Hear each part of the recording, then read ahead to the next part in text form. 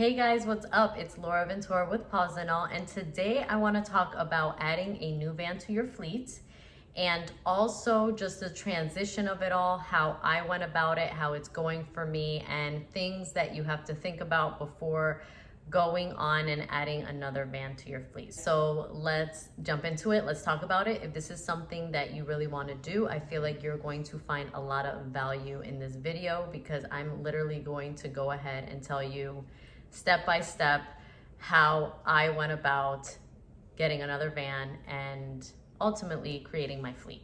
So it came to a point where I was not able to take on any more clients because I have all my clients on a rotating schedule of like about 2 to an 8-week basis. And once you start getting a flow of clients that are on a schedule, your schedule will start filling up very quickly. And once that happens, unfortunately, you're just going to have to start churning away clients.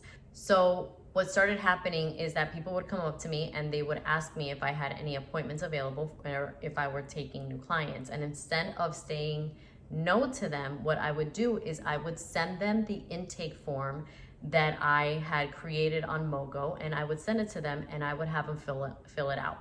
I would let them know that once my schedule would open up, I would be reaching back out to them so they could schedule an appointment with me. Okay, so now this is really important to do, especially if you're thinking about getting another van, because you want to have those overflow of clients before receiving the van. And you're going to want to have their contact info, their pet information, all that good stuff to see if they are an ideal client for you.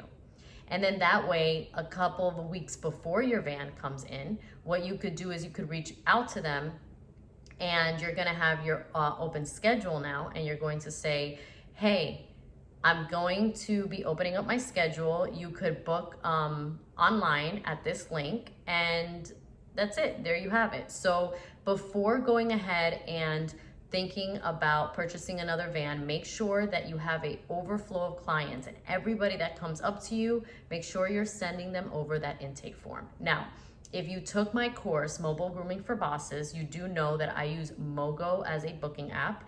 And if you're still doing pen or paper, you're gonna have to throw that out the window because online booking is the new wave. It's the way to go. It's gonna make your life so much easier. And the intake forms are magical because you have them all in one place, and you're able to see which ones were processed or not, and then you're able to get everybody's information and just store it away for when you need it. Now, before getting another van, you have to think about who's going to be working that other van while you're working the other one. So what I did is, instead of hiring a groomer that already knew how to groom and sharing one van with them, what I did is that I hired a bather that didn't know how to groom yet and was able to assist me and also train with me while we worked together. Now, I am going to be very transparent with you. Training somebody how to groom from the ground up is a big investment. It's a big investment in all areas. It's a big investment in time because it takes time.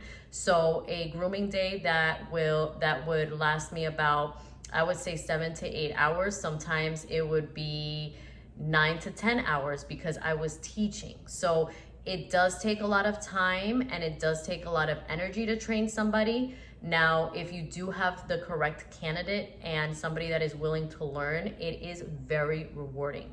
So please, if this is the route that you want to take, go for it. Make sure that you know how to pick them.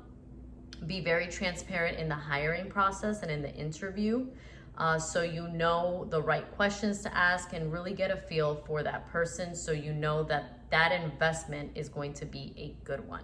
It did take me about 6 to 9 months to fully train her. So once she was fully trained, what happened was that I sent out a text message to all of my clients and I let them know that it's either going to be both of us grooming their dogs, or it's only going to be me, or it's only going to be Johnny. So what we did is that we split the schedule, and before the new van came, what I let her do was I let her go out by herself about 3 days a week.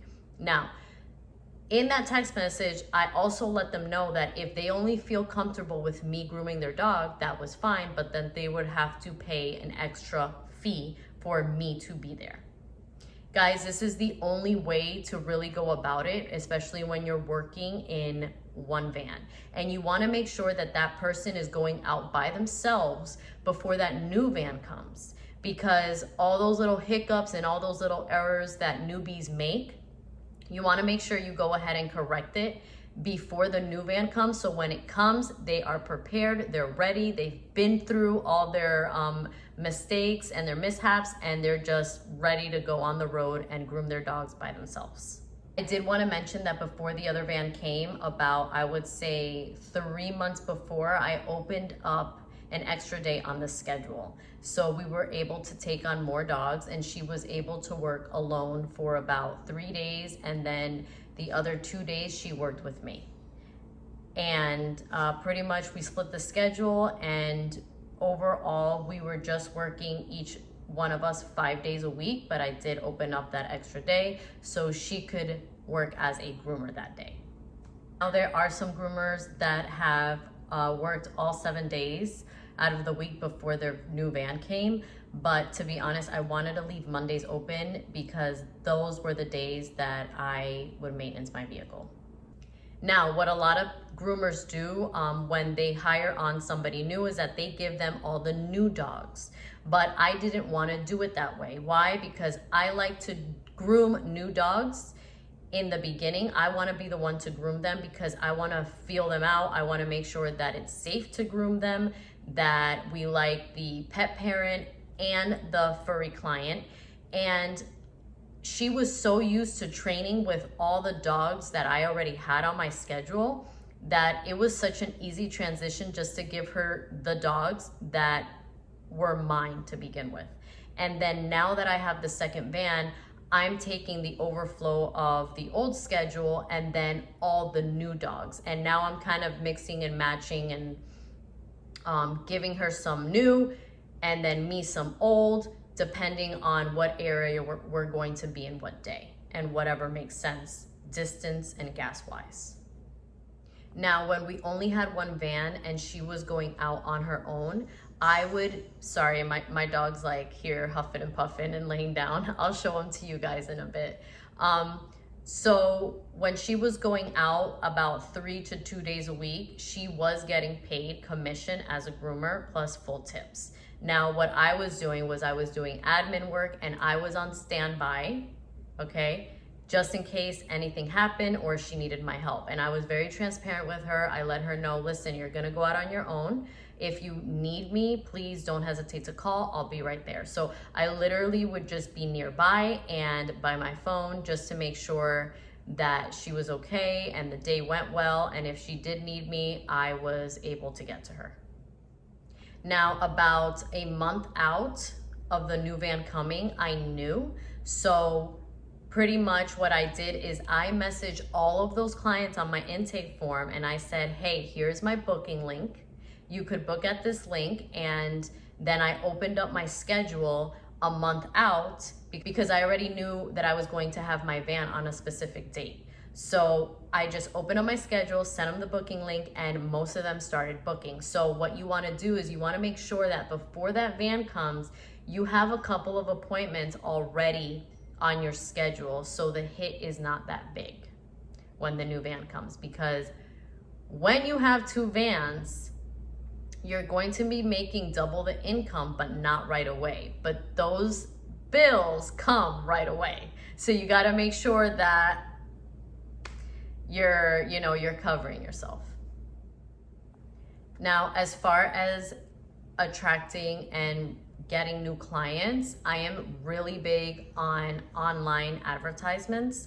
So what I'm doing right now is Facebook ads, and I'm getting a lot of intake forms. I'm getting about, I would say 3 phone calls a day and about 6 to 7 intake forms a week. So once you start getting these people on a rotating schedule, that's the schedule for the new van is going to fill up fairly quickly. Now, also before getting your second van, you have to be very clear on how much everything is going to cost you. So your budget is going to look different. You're going to have to rebudget, and then you're going to have to see how much more money you have to make to cover all those expenses and of course make your profit. Also, make sure that when you are saving up for the other van, you're saving up for those first couple of months that are probably just gonna be a little slow until you go ahead and get everybody on a rotating schedule. Guys, I do have a course called Mobile Grooming for Bosses. It has 9 chapters, and in that course, I talk about everything you need to know about building this business successfully from the ground up. I don't know where you guys are in this journey, if you're just starting, if you're in the middle of it, if you're just about to launch. Check out this course. I made it because I was getting so many questions on the mobile grooming business, and I was just wanting to put all my knowledge into one place so I could share it with anybody that needed it.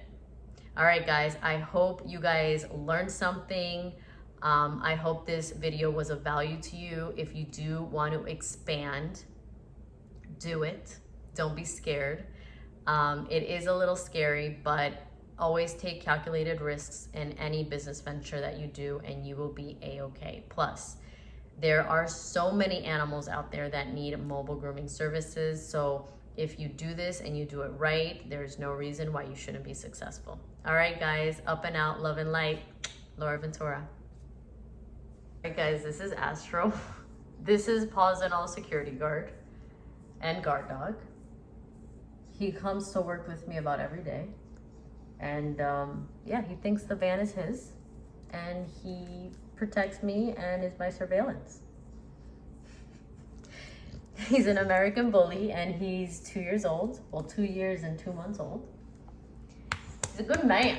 He's all muscle, very cute, sometimes stubborn, and a couch potato, and a snaggletooth. I just want to say thank you guys so much for all the support, for all my subscribers watching and tuning in and commenting and asking questions. Thank you guys so much. I really love sharing what I do, sharing what I know, and I hope you guys enjoy it.